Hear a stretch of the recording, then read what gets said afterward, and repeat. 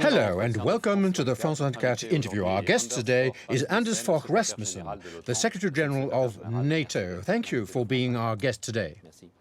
Thank you. We're obviously going to talk about Libya. NATO's mission in Libya seems to be coming to an end, but how long will it last for now?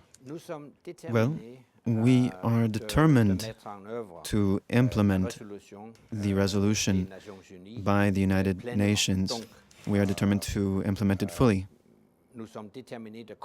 Therefore, we are determined to continue the operation for as long as a threat remains against the civil population in Libya, civilian population. So, in your view, there is still a threat, is there, to civil population? Yes, there is still a threat, and we must continue to protect the population. But who decides, and on the basis of which criteria? Who will decide when you leave Libya? Well, ultimately, this is a decision which comes down to the NATO Council.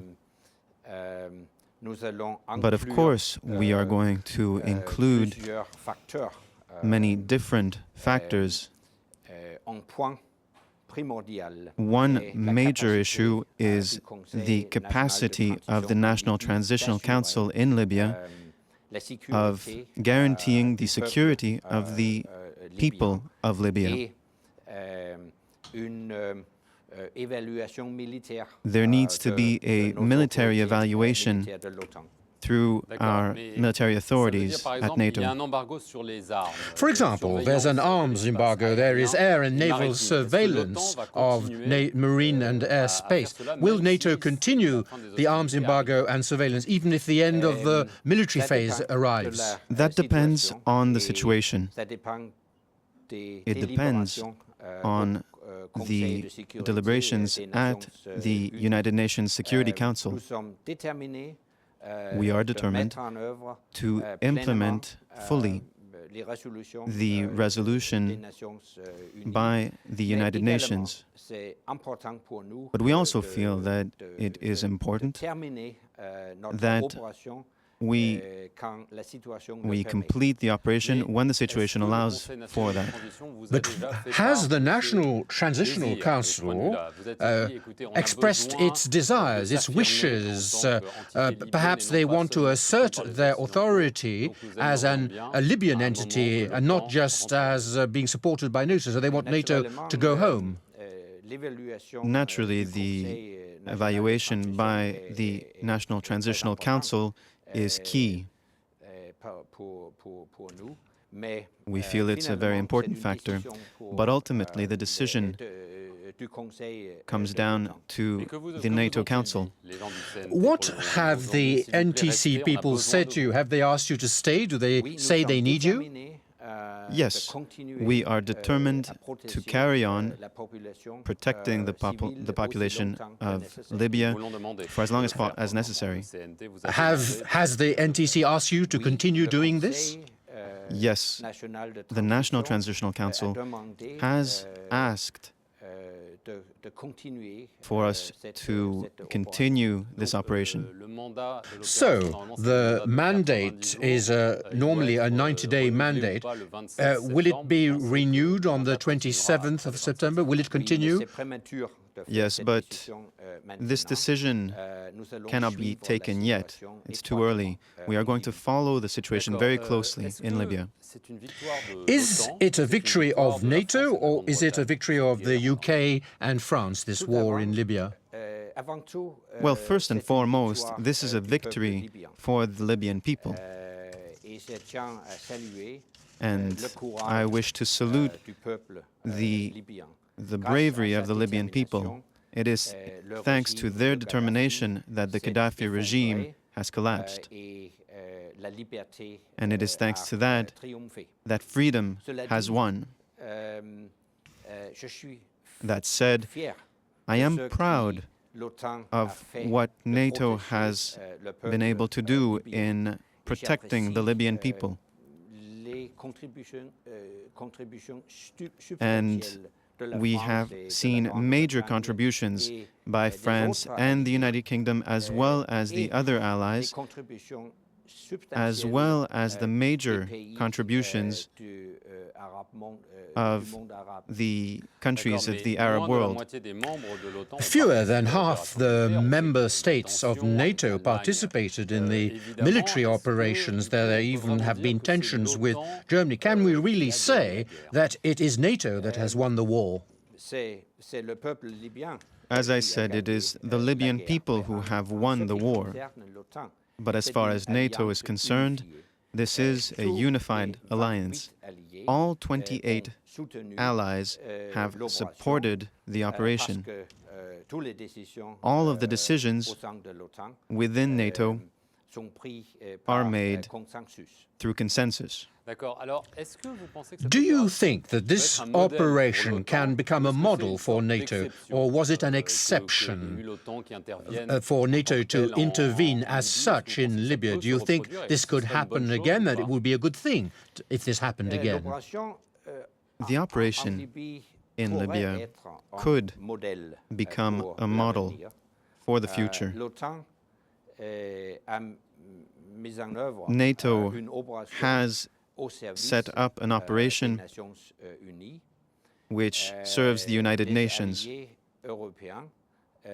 The European allies took the leadership. The United States provided unique capacities for this operation, and this concept could be used as a model for the future. Could it be applied to Syria, for example? We have no intention whatsoever to intervene in Syria. But if the Security Council of the United Nations asks you, this could be envisaged, couldn't it? But there is a clear difference between Libya and Syria. In Libya, we operated on the basis of a mandate, the mandate from the United Nations. Furthermore, we had strong support from neighboring countries. There is also the issue which you have mentioned yourself. The former U.S. Defense Secretary Robert Gates has mentioned this issue of resources, of the resources allocated by Europe to defense, to military expenditure. The United States are concerned about paying more and more for NATO's resources and Europe paying less and less. Is this a concern for you? Well, as it happens, I feel that the operation in Libya has showcased the strength, the power, and the vitality of NATO. The European allies provided a majority of the resources for this operation. The United States provided unique capacity, unique skills. This puts the question about the long-term investment in defense in Europe. Well, we have heard, just before the favorable outcome of the Libyan crisis, we heard British and French army and military officers say that we're close to the limits of our resources. And although the outcome has been favorable, isn't this a warning signal that the Europeans may not always have resources equal to their ambitions?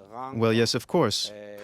We must always try to maximize the effectiveness of the use of resources in Europe in the future. This is in fact going to be one of the main topics of the next NATO summit, which is going to take place in May in the United States next year. Now, the fact that there is an economic crisis, as you wrote recently in an article, there is a fear that the economic crisis could lead to a security crisis. European governments have to tighten their belts now because of the crisis, will no longer invest in tanks, but more in hospitals. What can you answer this? How can we convince people to spend more on military resources in the future, given the economic crisis? Yes, but it's simply not realistic to imagine a significant increase in defense spending at this time of austerity. Nonetheless, what is realistic is working towards maximizing the effectiveness of defense resources. One of the keystone factors is multinational and bilateral cooperation. For instance, the defense agreement between France and the United Kingdom. I'm going to promote multinational cooperation between the allies. This would be with the goal of increasing the effectiveness of the use of our resources. So more effectiveness rather than more resources? Yes. More effectiveness and, as well, more resources. One last question about Afghanistan. People tend to forget this. NATO has been present in Afghanistan for nearly 10 years. Things don't seem to be progressing fast enough for many member states of NATO who are beginning to withdraw their troops. Yes, we are in the process of handing over responsibility for security to Afghan security forces. Do you have confidence in them? Yes, we truly do. Well, so you have confidence in Libya, Afghanistan, and the future of NATO. Thank you for being our guest. Stay with us for more news on France 24.